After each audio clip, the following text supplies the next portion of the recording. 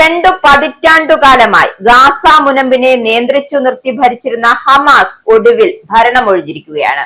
ഇസ്രയേലുമായി പലവട്ടം കെയ്റോയിൽ വെച്ച് നടത്തിയ രഹസ്യ ചർച്ചകൾക്കും വെടിനിർത്തൽ കരാറുകൾക്കും ഒടുവിലാണ് എന്ത് ചെയ്തത്?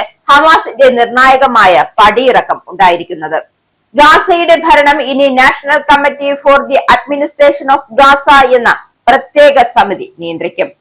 ഫലസ്തീന് ജനതയ്ക്ക് ദുരിതം മാത്രം സമ്മാനിച്ചാണ് ഹമാസിന്റെ ഈ പടിയിറക്കം. ചരിത്രത്തിലെ ഏറ്റവും വലിയ തന്ത്രപരമായ പരാജയമായി ഹമാസിന്റെ ഒക്ടോബർ 7 ആക്രമണം മാറി എന്നാണ് അന്താരാഷ്ട്ര നിരീക്ഷകർ നൽകുന്ന വിലയിരുത്തൽ. അന്ന് ഇസ്രയേൽ അതിർത്തി ഭേദിച്ച് ഹമാസ് നടത്തിയ അപ്രതീക്ഷിത ആക്രമണവും കൂട്ടക്കുരുതിയും ഇസ്രയേലിനെ ഞെട്ടിച്ചു എങ്കിലും അതിന് ഗാസ നൽകേണ്ടി വന്ന വില ഭീകരമായിരുന്നു. നെതന്യാഹുവിനും ഇസ്രയേൽ സൈന്യത്തിനും ഗാസയെ പൂർണ്ണമായും തകർത്തെറിയാൻ കിട്ടിയ ലൈസൻസ് ആയിരുന്നു ആ ആക്രമണം. ഹമാസിനെ ഭൂമുഖത്തു നിന്നും തുടച്ചു നീക്കും എന്ന് പ്രഖ്യാപിച്ച് ഇസ്രയേൽ നടത്തിയ വംശഹത്യയിൽ തകർന്നടിഞ്ഞത് ഗാസയുടെ സമ്പൂർണ്ണ അടിത്തറയാണ്. 10,000-കണക്കിന് സാധാരണക്കാരന് വധിക്കപ്പെട്ടത്, അതായത് 10,000-കണക്കിന് സാധാരണക്കാരാണ് അന്ന് വധിക്കപ്പെട്ടത്. ഹമാസ് ഭീകരരെ മുച്ചോടും മുടിച്ചു. ഭക്ഷണവും വെള്ളവും മരുന്നും ഇല്ലാതെ ഗാസയിലെ ജനങ്ങൾ എന്ത് ചെയ്തു? നരകയാതന അനുഭവിച്ചപ്പോൾ ലോകത്തിന് മുന്നിൽ ഇസ്രയേൽ ഒരൊറ്റ ന്യായമേ വിളമ്പിയുള്ളൂ: എല്ലാം ഹമാസ് കാരണം. ഒടുവിൽ ജനങ്ങളുടെ പട്ടിണിയും ദുരിതവും കണ്ട് ഭരണമൊഴിയാൻ ഹമാസ് നിർബന്ധിതമാകുമ്പോൾ അന്ന് അവർ തുടങ്ങിയ ചോരക്കളി സ്വന്തം ഭരണത്തിന്റെ അന്ത്യം കുറിച്ചുള്ള സ്വയം കുഴിതോണ്ടലായി മാറുകയാണ്.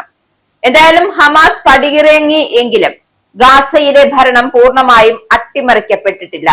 നിലവിലെ ആഭ്യന്തര മന്ത്രാലയത്തിലെ ജീവനക്കാർ ഓഫീസുകളിൽ തുടരും. പുതുതായി ചുമതലയേൽക്കുന്ന national committee for the administration of Gaza എന്ന ഭരണസമിതി രാഷ്ട്രീയമില്ലാത്ത സാങ്കേതിക വിദഗ്ധർ മാത്രമായിരിക്കും മുൻഗണന നൽകുക.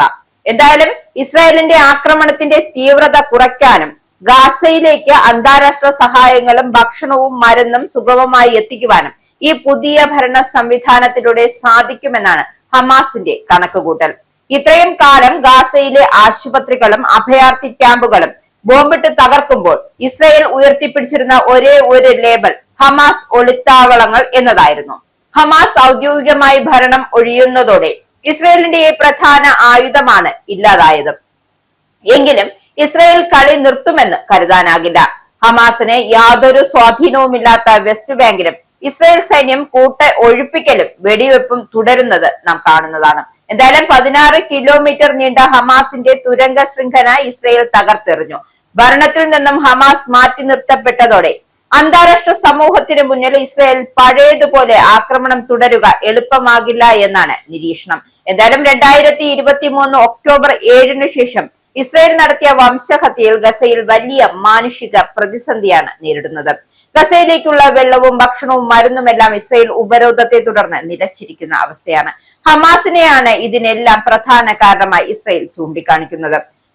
ഗാസയിലെ മാനുഷിക പ്രതിസന്ധി പരിഹരിക്കുക എന്ന ഉദ്ദേശത്തോടെയാണ് ഹമാസ് ഗാസയുടെ ഭരണമൊഴിയുന്നത്.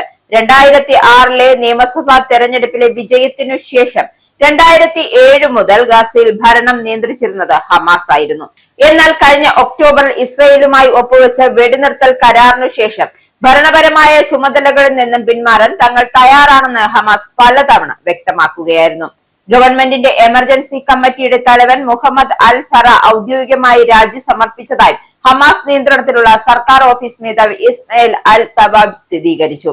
ഇസ്രായേലിന്റെ അധിനിവേശത്തിന് നൽകുന്ന എല്ലാ ഒഴിവുകളും ഇല്ലാതാക്കുകയാണ് ഈ നീക്കത്തിലൂടെ ലക്ഷ്യമിടുന്നതെന്നും ഹമാസ് വക്താവ് ഹാസം ഹസീം പറഞ്ഞു.